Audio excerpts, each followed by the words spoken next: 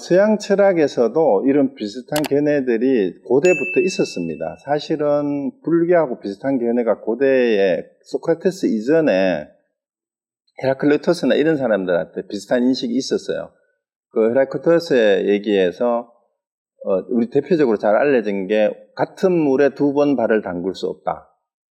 이제 그 얘기가 뭐냐 하면은 세상은 늘 변한다라는 거 이미 헤라클리토스도 얘기를 했고, 그 이후에 소크라테스 이후에 그 플라톤 이후에 중세 철학 거쳐서 칸트 이르기까지 여러 다양한 견해들이 있어요. 다양한 견해들이 있는데 주류는 어떻게 생각을 하기 시작했냐면은 우리가 객관을 계속해서 연구를 하면, 특히 이제 근대 과학이 올 때까지는 우리의 객관적으로 분석하고 해명을 하고 관찰을 하고 자꾸 하다가 보면은 이제 객관적인 세계의 모습을 그대로 드러낼 수 있다라는 쪽으로 기울었었어요.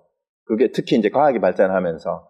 그런데 서양 철학에서도 반전이 일어나는 게, 칸트는 너무 잘 아시잖아요. 칸트가 했는 철학 용어가, 칸트가 했는 그 인식의 전환이라는 게 있는데요. 그게 코페르니쿠스적 전환이라 그래요. 칸트까지 서양 철학의 주류는 서양 인식론에서 인식 대상이 항상 문제였어요. 이제 방금 말씀하신 거예요. 인식 대상이 객관이잖아요. 그래서 이게 주관이 객관을 계속해서 관찰을 한 정보가 쌓이고 분석을 하다가 보면은 이 객관적인 진리를 규명을 할 수 있다라는 입장에서 계속해서 이제 객관의 대상을 중시를 해왔는데, 칸트가 물 자체는 알 수 없다. 인식론에서 중요한 것은 객관이 아니라 인식하는 주체가 더 중요하다. 주체가 인식을 어떻게 바라보느냐 하는 것이 중요하고, 인식론의 핵심은 객체가 아니라 주체가 돼야 된다라고 얘기를 한 것이 바로 코페르니쿠스적 전해예요. 이게 이제 그래서 지금 동서비교 철학하는 사람들이 칸트의 주체 철학하고 불교의 인식론을 비교하는 논문들도 많이 나오고 그랬어요. 그리고 여기에 영향을 받아가지고 그 뒤에 나온 게 구성주의하고 해체주의하고 뭐 요즘에 나오는 그 포스트 모더니즘의 계열의 이런 그 이론들은 뭐라고 얘기를 하면, 구성주의가 뭐냐 하면, 예를 들어서 저도 강의 시간에 몇 번 얘기를 했는데 심리학 책에도 이런 게 많이 나와요. 똑같은 그림을 보고도 그림을 예를 들어서 이런 거를 이렇게 그려놓는다고 칩시다. 이상합니다. 자, 이 그림을 보고 화면에 보이세요? 이게 뭐 같아요?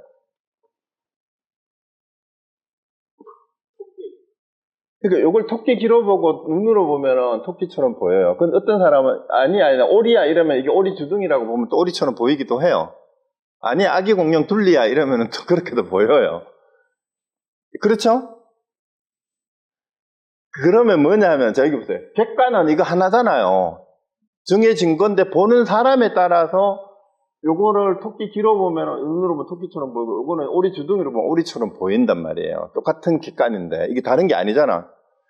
그래서 객관이 중요한 게 아니라 우리가 보는 나를 제대로 돌아봐야 된다. 그래서 인식론에서 중요한 게 인식 주체다, 인식 대상이 아니다라고 얘기를 하기 시작했고요. 그 다음에 최근에 인식론은 이제 해체주의라는 게 뭐냐 하면은, 지금 우리 불교의 그 내용하고 비슷한 게 뭐냐 하면은, 우리가 알고 있다라는 것이 진짜 아는 게 아니다라고, 우리가 안다라는 그 안다라는 걸 다 깨버리는 거예요. 그런데 답이 없어, 거기는. 이제 마음이라는 그쪽으로는 가지를 못했어요. 우리 불교처럼. 그 다음에 이제 양자역학에서는 객관과 주관을 분리할 수 없고, 객관과 주관이 끊임없이 서로 간섭을 하기 때문에, 양자역학의 인식론에서 대상을 객관적으로 인식한다라는 것은 불가능하다. 이유는 대상을 관찰하는 주관의 관찰 작용이 객관에 영향을 미친다는 거예요. 그래서 이미 이 객관은 우리가 관찰하려고 드는 순간 관찰자에 의해서 객관이 변화가 된다라는 거예요. 그러면 그걸 순수 인식론으로 보면 우리가 뭘 볼 때 이미 우리는 우리의 이때 선입견이 들어와요. 미리 알고 있는 정보나 데이터나 우리의 선입견에 의해, 그게 다 선입견이에요, 사실은. 우리가 미리 알고 있는 정보도. 그거를 가지고 본단 말이에요. 그런 도구를 가지고 본단 말이에요. 근데 그런 도구나 우리가 미리 알고 있는 데이터가, 정보가 없다면은 이거를 보는 게 똑같은 걸 보고도 전혀 다르게 보잖아. 예를 들어 토끼라고 보는 사람은 토끼라는 짐승이나 토끼가 어떻게 생긴지 아는 정보가 있기 때문에 토끼라고 하는 거야. 근데 우리가 토끼를 한 번도 본 적도 없고 이름을 모르는 사람은 아무리 토끼라고 설명해도 이거는 토끼가 안 되는 거예요. 그것처럼 서양 철학에서도 이런 논쟁이 계속 있어 왔습니다, 사실은. 그래서 있어 왔고, 그 다음에 이제 불교에서 말하는 인식론이라는 것은 2600년 전에 히랍 철학하고 이제 근대 철학이나 현대 철학에서 지금 논쟁을 하고 있는 이 문제들을 이미 부처님이나 중국의 선사들이 그래서 해결이라고 그럴까? 이 논쟁의 문제점들을 이미 다 지적을 하고 있어요. 이런 논쟁들의 문제점들을. 그래서 서양 철학에서도 꼭 또 이게 다양하고, 그 다음에 중세 영지주의나 이런 거는 불교 쪽하고 좀 비슷한 게 많이 있습니다. 그리고 이제 현대 철학에서도 과정 철학이라고 있어요. 과정 철학. 과정 신학이라고도 하는데, 화이트헤드의 과정 신학에서는요, 그 불교적 인식하고 유사해요. 과정이란 말이 뭐냐, 프로세스인데, 이제 태초라는 시간 개념이 달라요. 그 과정 철학에서는 태초에 하느님이 창조했다가 아니라 창조는 지금도 천재 진행형으로 계속되고 있다라는 게 과정 철학에서 얘기하는 거거든요. 그래서 하느님은 지금 여기에 세상을 창조하는 과정에 우리와 함께 참여하고 있다, 이렇게 주장을 해요. 그게 왜 그러냐? 내 안에 하느님이 지금 여기에 임재해서 내가 이렇게 하고 있는 게 지금 세상을 창조하고 있는 거예요. 왜? 이게 지금 이렇게 하는 건 세상에 없었던 일이잖아. 지금까지 한 번도 없었고, 지금 여러분이 듣고 고개를 끄덕이고 있는 것도 지금 세상을 창조해 가고 있는 거예요. 그게 과정이에요. 그러니까 하느님은 지금 여기에 항상 함께 하고 있다. 이게 우리 불교의 인행하고 비슷하지 않아요, 솔직히? 법신은 우리의 육신과 함께 늘 여기에서 이렇게 늘 보고 듣고 느끼고 하는 가운데에 함께 있다, 이렇게 설명하는 거랑 똑같잖아요. 그래서 사실 기독교도 아까도 저희가 얘기했잖아요. 일체유심조에 해당되는 말이 창세기에 나오는 말씀으로 모든 게 이루어졌다. 요한복음에도 태초에 뭐가 있었어요? 말씀이 있었다 했잖아요. 무슨 말씀이 있었어요? 말씀이 하느님과 함께 계셨으니 말씀이 곧 하느님이라, 이렇게 됐어요. 요한복음에. 그럼 기독교하고 그 내용이 뭐가 달라요? 일체유심조 하는데 마음이 부처다 하는 거하고 말 쓰는 그것이 하느님이다 하고 얘기하는 거하고 뭐가 다르고 다른 게 뭐가 있어요?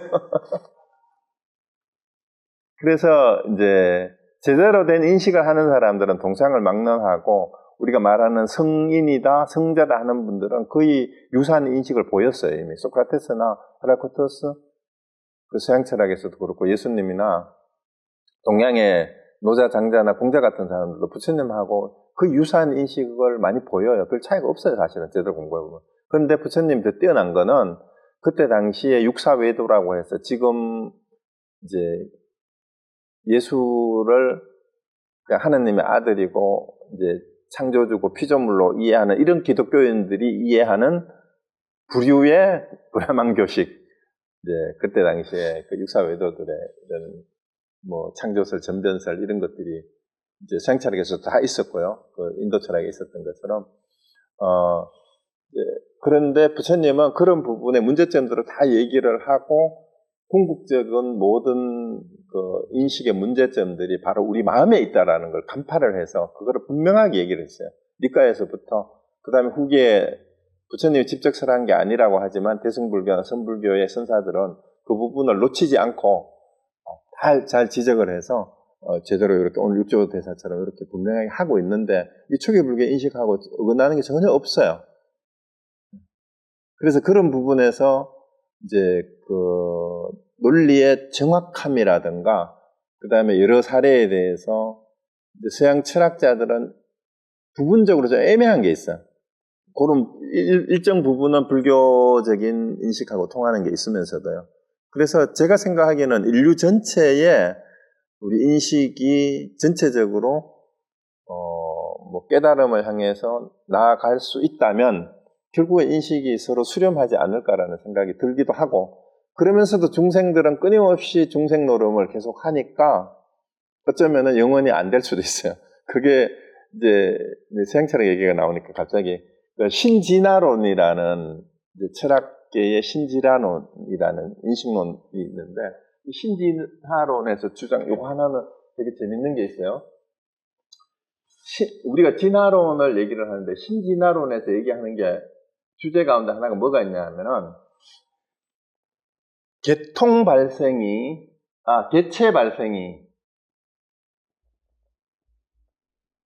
개통 발생을 반복한다라는 이런 말이 있어요. 이게 인식론에도 그대로 적용이 될 수 있어요.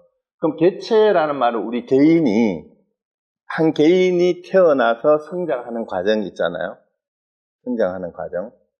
그러면 이제 정신적인 성장 과정이라고 보게 되면 어린애에서부터 어른이 돼가지고 이제 우리 불교를 만나가지고 중생에서 깨달은 사람으로 바뀌는 과정도 있을 수가 있는데, 개통 발생을 반복한다라는 말이 뭔 말이냐 하면, 우리 생물 시간에 수태가 되면은 포유류, 조류, 어류, 구이 구분이 안 되는 수정란에서 점점 분화해가지고 이제 얼굴도 생기고 생식기도 생기고 이제 모습이 변해가지고 모양이 이렇게 가듯이 이 개통 발생이에요. 그게 개통 발생이라 뭐냐 하면은 이제 우리가 식물, 동물, 그다음에 동물 가운데 포유류 무슨 이런데 초기에는 이게 구분이 안 되잖아.